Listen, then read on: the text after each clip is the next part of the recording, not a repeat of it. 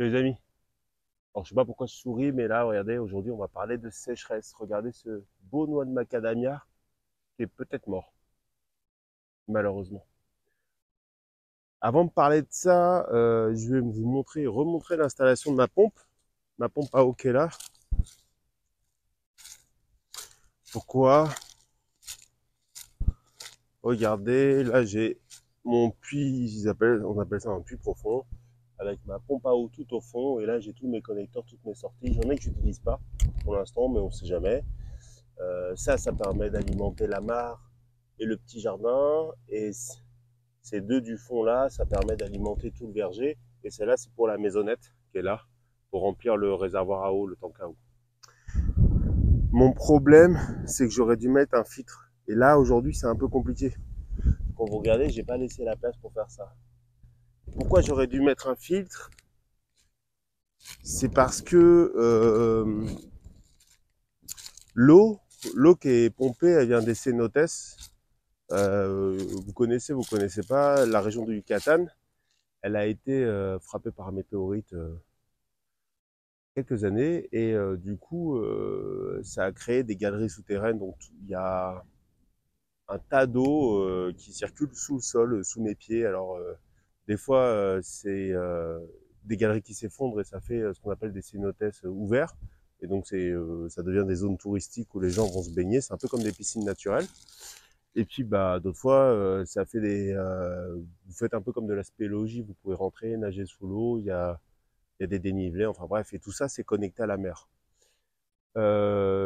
Pourquoi je dis ça? C'est parce que l'eau que je sors, elle n'est pas parfaitement propre. Et comme elle n'est pas parfaitement propre, il peut y avoir comme des algues. Et les algues, ce qui se passe, c'est que quand elles sont propulsées dans un des tuyaux, après, elles peuvent se boucher au niveau du tuyau. Et si je surveille pas l'alimentation d'eau, donc si je ne vais pas vérifier visuellement un par un pour chaque arbre qu'il y a bien de l'eau qui sort comme là, et ben des fois ça peut être bouché. Avant que je me rende compte, il peut se passer peut-être une semaine, 2 semaines. J'arrose 2 fois par semaine actuellement. Et avec les chaleurs ça monte à plus de 40 ou 45 degrés. Et ben des fois ça pardonne pas. Et je suppose que c'est ce qui s'est passé sur cet arbre, mais j'ai une hécatombe là. Enfin une hécatombe. Cet arbre, ce qui m'étonne, c'est qu'il a quasiment 1 an et demi qu'il est planté là. La précédente saison sèche, ça s'est bien passé, alors qu'il était moins bien entretenu en eau. L'autre macadamia, alors j'avais planté 2 macadamias et les deux, quick, je les ai perdus, ou je pense les avoir perdus, c'est pas encore sûr, mais bon. Celui-là, il est encore plus mauvais au point. Mais j'étais pas très inquiet quand j'ai vu celui-là parce que l'autre était toujours vert. Mais maintenant là, bah, je suis inquiet. Donc celui-là, je pense qu'il est vraiment mort. Je vais le laisser un peu, on sait jamais. Des fois, ils repartent, ces arbres, c'est assez solide. Donc voilà, j'ai perdu ces deux-là. J'ai perdu donc macadamia, ça m'embête évidemment. J'ai perdu ce myrtillier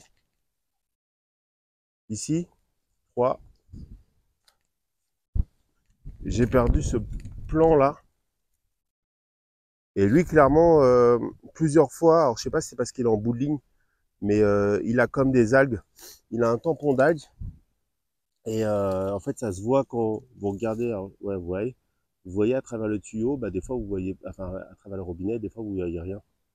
Et voilà. Donc celui-là, il m'a l'air bien cramé. Et pareil, je l'ai planté il y a 1 an et demi, et quand je l'ai planté, il n'a pas l'air d'avoir galéré, et c'est là. Je sais pas pourquoi. Donc hécatombe. Enfin, hécatombe. 5, 6 arbres, j'ai fait 4 là. Est-ce que j'en ai d'autres? Non, je crois pas. 4 là. Si, je crois que j'en ai un ou deux autres. Donc moi, c'est une sécheresse, on va dire, enfin contextuelle. Hein. C'est le fait que je vive dans un climat tropical qui fait que j'ai 6 mois. En gros, grosso modo, j'ai 6 mois secs, 6 mois humides, mais c'est moins en moins vrai en fait. Ou en tout cas, les saisons sont de plus en plus déplacées.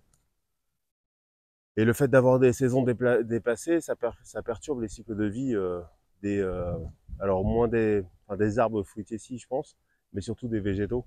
enfin, des plants de tomates, des pastèques, de ce que vous voulez, que vous plantez, bah, qui sont habitués à avoir une certaine quantité d'eau à une certaine période de l'année et qui les ont pas. Regardez, celui-là, il est mal en point. Ça, c'est un grenadier. Par exemple, un grenadier, normalement, ça a besoin de très peu d'eau. Et vous voyez, là, il y a l'eau qui sort. Là, je suis en train de les arroser tous. Et non, il n'a pas l'air de trop aimer. Et j'ai d'autres grenadiers qui sont en fleurs, par exemple. Je vais vous montrer. Donc, c'est pas lié à l'espèce. Je pense pas que ce soit lié au sol, parce que là, le sol, sans surprise, il est à peu près partout le même. La qualité de la terre non plus, parce que j'ai rempli tous les trous. C'est des petits arbres. Donc, je pense pas qu'ils aillent très en profondeur pour le moment. Mais je les ai tous remplis avec le même type de terre enrichie avec, ils appellent ça abonado aux feuilles mortes. Donc ça, par exemple, c'est un autre grenadier. Bon, il a été planté un peu plus tôt que celui que je viens de vous montrer, mais on va pas dire qu'il est mal en forme. Il avait des fleurs. Ouais, voilà. Il y en a là. Il y en a deux là. Vous voyez? Une, deux. Celle-là, elle a été pollinisée, ça se voit. On voit la différence entre les deux. Celle-là ressemble à une noisette. Il y a une autre fleur ici. Et puis, bah, il y a toujours les grenades. Là, il y a une grenade. Là, il y a une grenade. Là, il y a une grenade. Après, il n'est pas exactement à la même position de l'arrosage, donc lui, il doit recevoir plus d'eau que l'autre. Mais normalement, un grenadier, c'est pas très sensible à la sécheresse. Donc voilà, hécatombe. Psychologiquement, je savais qu'en entrant dans cette zone de sèche, enfin de saison sèche, j'allais manger un peu. J'avais des risques de perdre des arbres, surtout que les derniers que j'ai plantés, bah voilà, je les ai plantés en plein milieu de la saison sèche, donc ça, il faut toujours éviter. Mais psychologiquement, vous avez beau vous dire que ça va arriver, bah, quand ça arrive, vous n'êtes pas plus préparé, quoi. Vous êtes un petit peu énervé après vous-même ou après. Oh, regardez-moi tout ça là. Les arbres ils crèvent et ça par contre ça pousse sans aucun problème. Vous avez beau être préparé, bah, ça vous fait toujours un peu chier quand ça arrive. Ça c'est un caimito, c'est un arbre d'Amérique centrale qui fait des fruits intéressants. Va bien. Les agrumes, bam. Globalement les agrumes ça va. Tant qu'ils ne sont pas attaqués par des fourmis, vous savez les fourmis qui coupent les feuilles, eux ça va. Ils n'ont pas l'air de trop souffrir. Si là-bas j'en ai un qui souffre de la sécheresse, donc je l'arrose de temps en temps. Mais voilà. Ça, c'est avocat. Le bananier qui est arrivé totalement mort en racine nue, bah là, il est bien reparti, il n'y a aucun problème. Ça, c'est le cocotier qui est arrivé à moitié mort, il est bien reparti. Non, en fait, globalement, ça va. Mais d'orgueil, on aimerait ne rien perdre. Et non. Et en plus, comme on prend des risques, on va planter en pleine saison sèche, bah forcément, on fait tout pour que ça pète. Donc moi, qu'est-ce que je vais faire actuellement? Je vais attendre sagement que la saison humide démarre, qu'elle ait démarré, parce que maintenant on a des faux départs avec ces changements climatiques. Et une fois qu'elle a bien démarré, bah, je vais remplacer les arbres morts, s'ils sont toujours pas repris. Regardez ce citronnier Meyer. Alors lui par exemple, ça on vous dit de jamais le faire, hein, de faire une piscine. Mais je l'arrose en profondeur, enfin je l'arrose très abondamment, le lundi 2 fois dans la semaine, ça fait comme une piscine, ok, hein, là je sais pas, il y a 5 cm d'eau, mais comme la terre est super drainante, ça se barre, et après je sais qu'en profondeur c'est très humide. Je veux surtout pas perdre le fruit, et il a pas l'air de, ça fait plusieurs semaines que je fais ça, et il a pas l'air de trop m'en vouloir. Donc voilà. Donc climat tropical ne veut pas dire toujours de la pluie, et surtout jamais de problème de sécheresse, non. Au contraire, problème de sécheresse au moins 6 mois dans l'année, voire plus, voire moins, on ne sait pas, ça dépend du changement climatique, des impacts. Voilà, celui-là par exemple, je l'ai planté, c'est un citronnier un peu bizarre. Je l'ai planté il n'y a pas longtemps, genre il y a 1 mois et demi, bah, il a tout de suite tiré la gueule. Donc est-ce qu'il est mort, il n'est pas mort, j'en sais rien, je le laisse repartir. Voilà. C'est comme ça. On a des échecs et puis bah on essaye d'améliorer les résultats. Et du coup, ce que je vous disais au début, si à refaire, je mettrais, et si c'est à vous de le faire, mettez un filtre.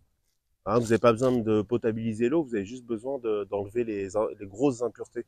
Donc un filtre cartouche de charbon actif, et ça ou de sédiments là, ça suffit largement.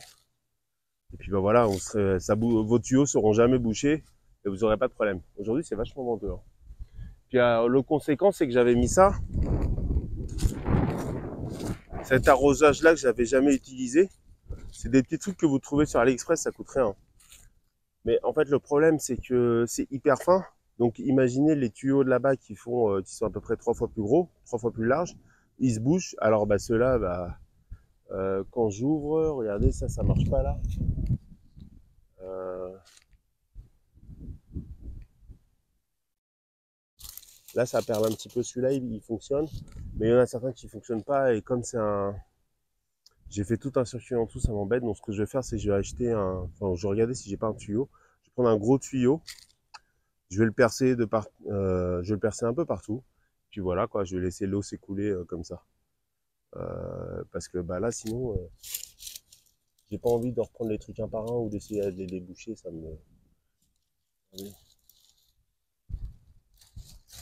Voilà, il y a de l'eau. Donc là, je me suis mis à arroser le jardin aromatique. Bah parce que regardez, ça a cramé. Hein. Ça tenait bien au début, puis ça finit par cramer.